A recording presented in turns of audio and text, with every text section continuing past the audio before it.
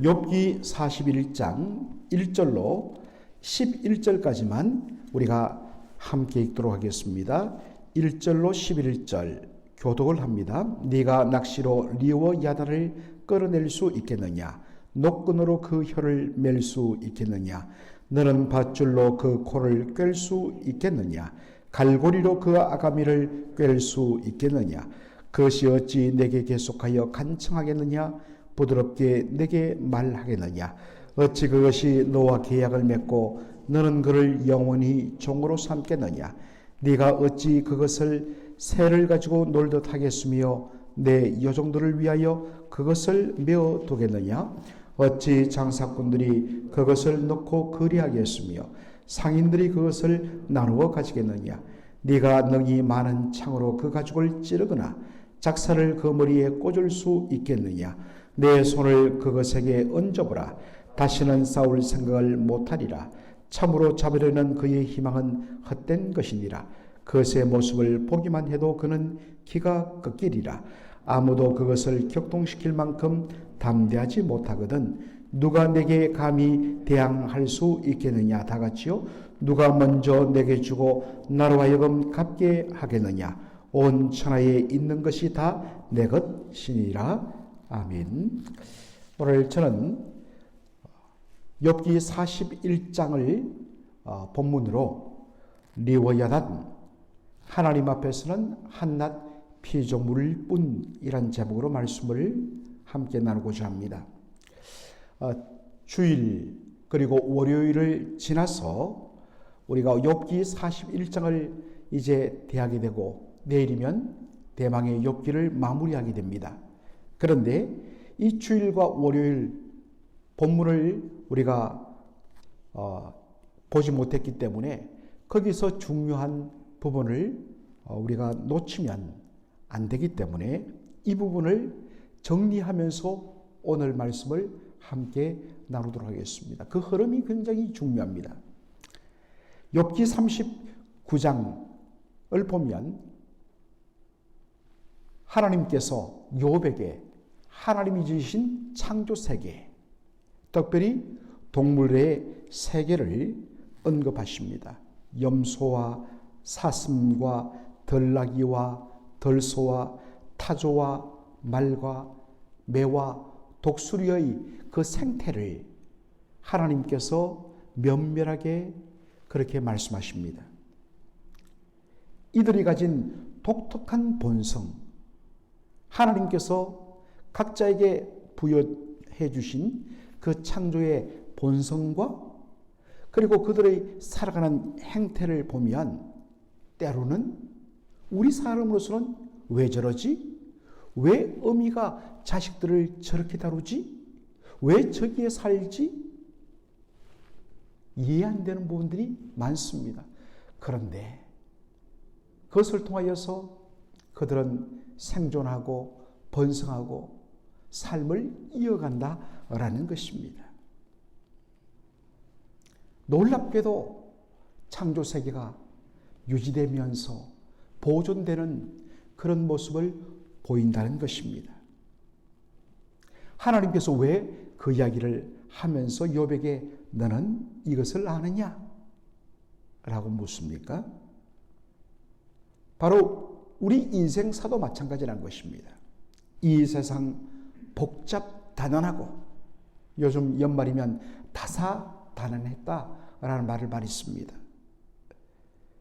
그리고 거기 보면 선인보다 악인들이 훨씬 더 많은 것 같은, 그래서 함께 뒤섞여 살면 이내 악인들에 의해서 이 세계가 평정되며 완전히 악의 소굴로 바뀔 것 같은, 무질서와 부패로 완전히 빠져들 것 같은 그런 염려와 근심을 하기도 합니다. 뉴스를 보거나 요즘 여러 정치꾼들을 보면 나라 망했다. 정말 제가 하나님이라면 현재 정치하는 모든 사람들을 싹 걷어내고 싶어요. 뭐 진보 보수 할 거 없어요. 다 똑같은 놈들이에요. 그런데 여러분, 열받을 것 없어요. 시간이 지나면 하나님께서 하나씩 둘씩 그 모든 것들을 정리하면서 한번 싹 판을 뒤엎는 것을 우리는 봐왔기 때문입니다. 왜냐하면 창조 세계처럼 우리 인생도 하나님의 전능하신 손에 바로 붙들려 있기 때문입니다. 그분이 주인 되시고 그분이 모든 것을 다스리기 때문에 얼른 보면 부조리하고 부패하고 답답한 것 같아도 때가 되면 하나님께서 그 모든 것들을 정리하시며 질서 있게 움직이게 하셔서 이것을 그대로 아름답게 유지해 나가더라는 것입니다.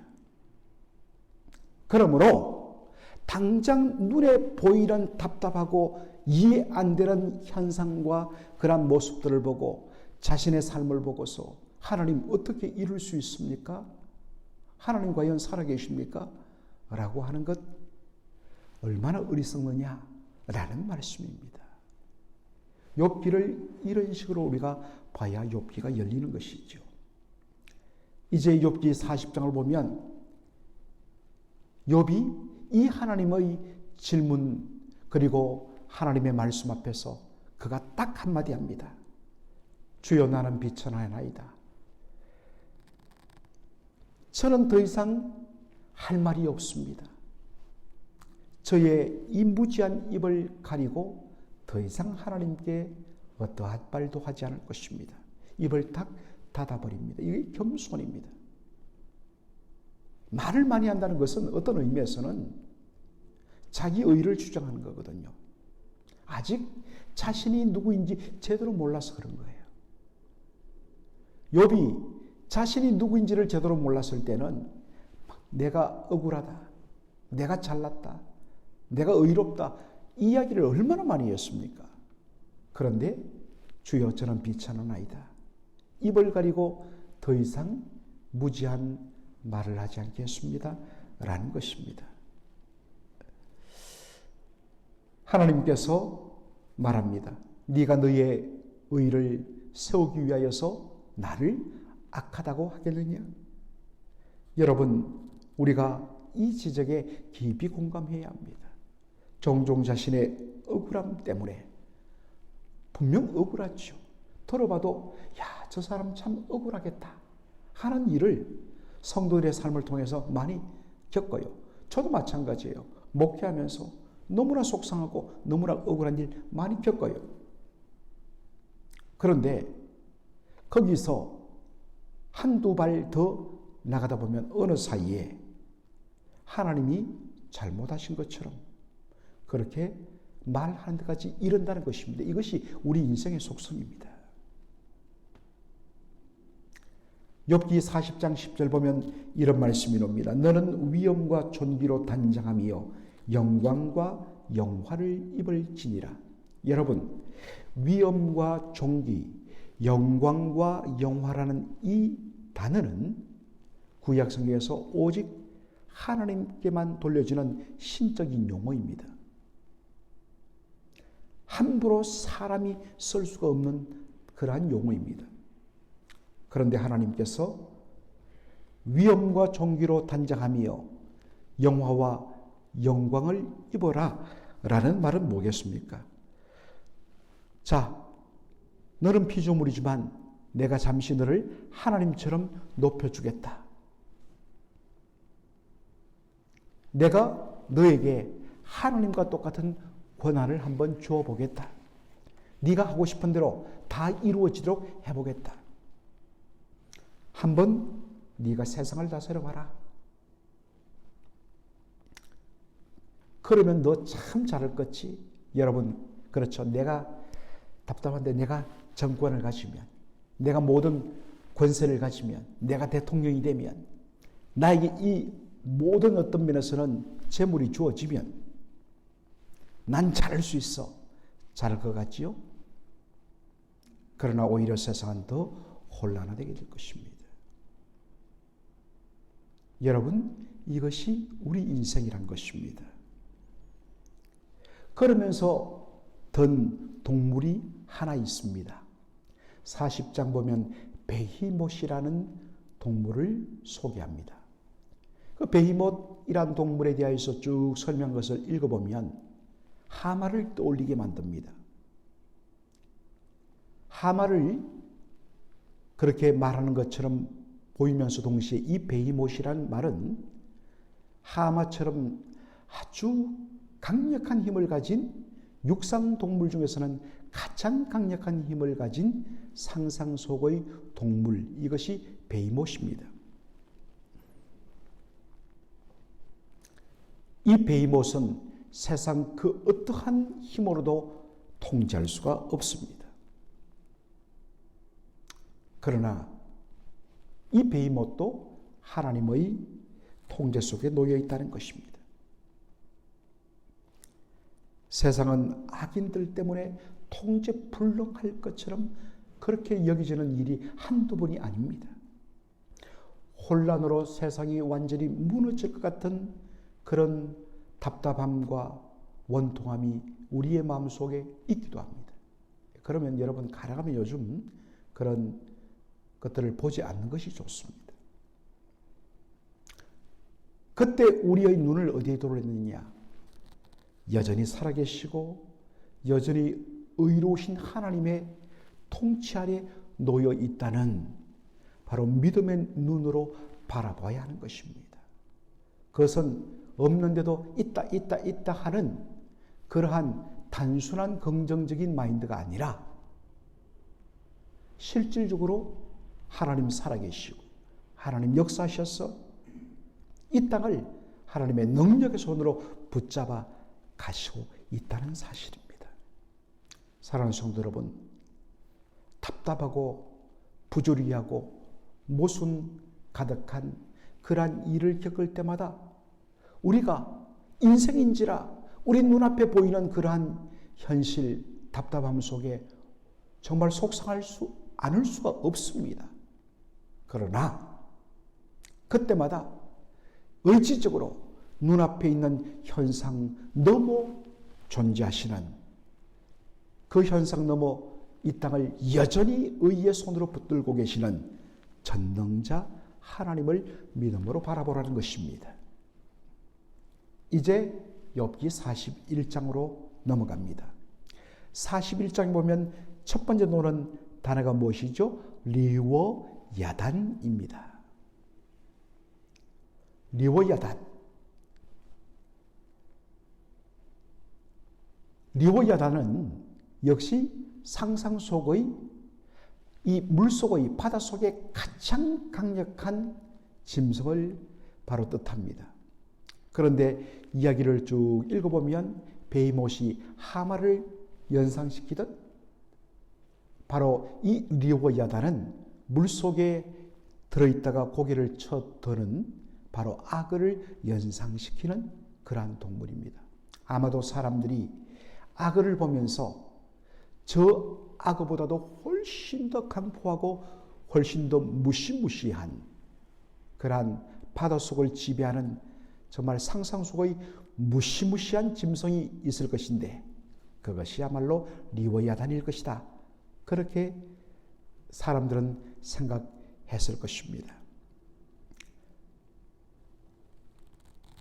리워야단은 그 누구도 잡을 수가 없고 그 누구도 그를 잡으려고 공격할 수도 없습니다.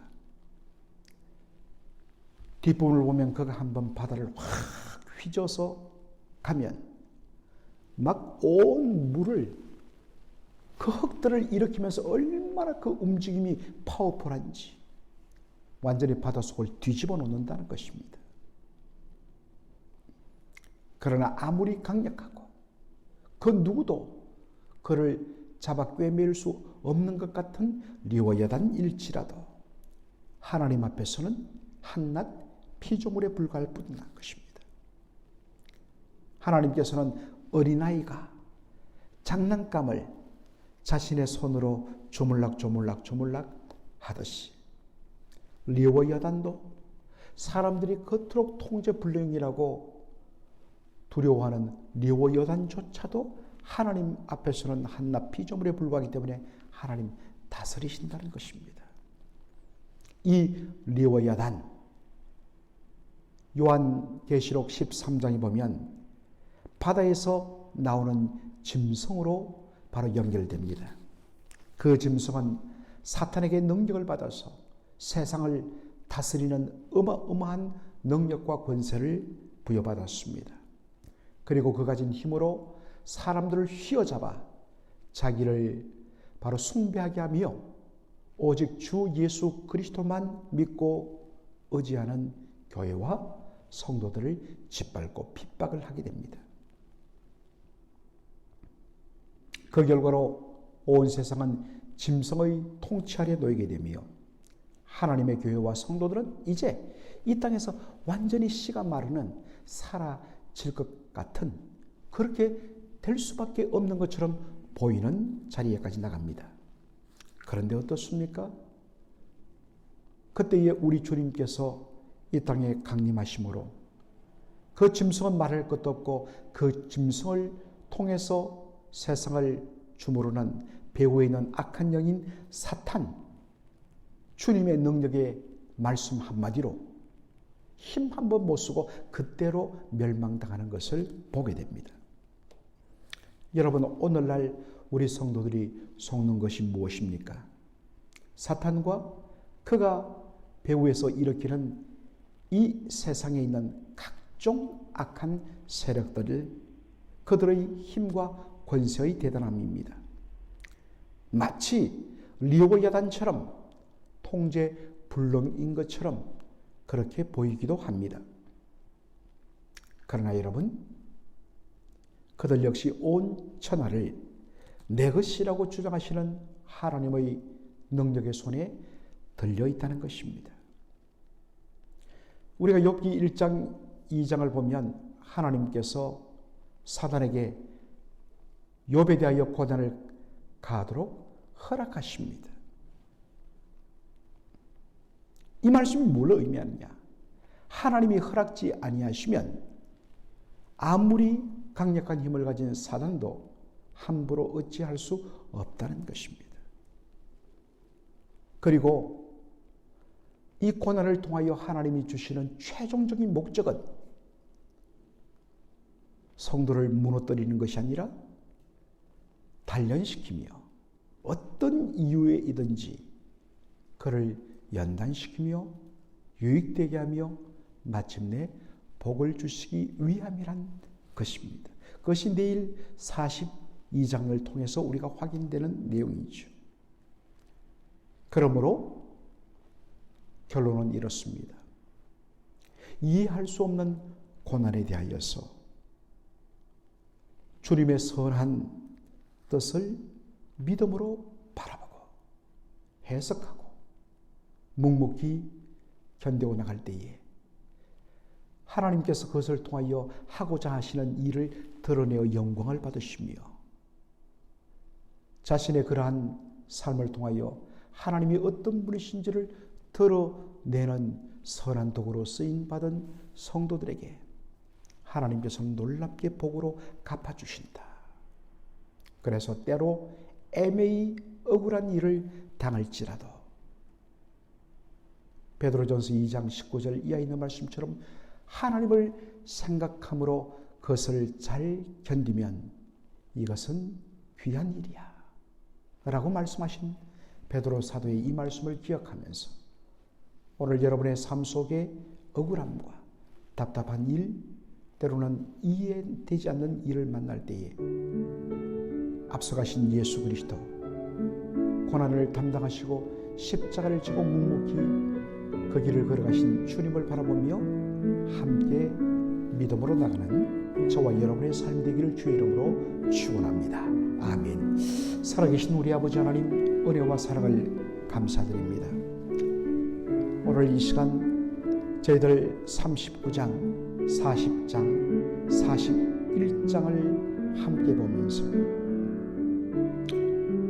이 세상 무질서하고 정말 어떤 통제도 안 되는 것 같은 답답함이 있는 세상이지만 그러나 그 가운데 하나님 계시며 여전히 전능자 하나님의 손에 붙들려서 하나님께서 모든 것을 주의 공의대로 다스려 가시는 그러한 살아계신 하나님이 우리의 하나님이시라는 것을 다시 한 번 더 배웠습니다. 아버지 하나님, 그 하나님이 바로 우리의 삶의 주인 되시고 우리의 둘러싼 모든 환경을 여전히 붙잡고 계시며 그것을 통하여 최종적으로 하나님께서 어떤 분이시며 하나님이 무엇을 기뻐하시는 분인가를 드러내면서 영광 받으시는 하나님이라는 사실을 저희들이 믿음의 눈으로 바라보면서 오늘도 때로 억울하고 애매한 일을 겪을지라도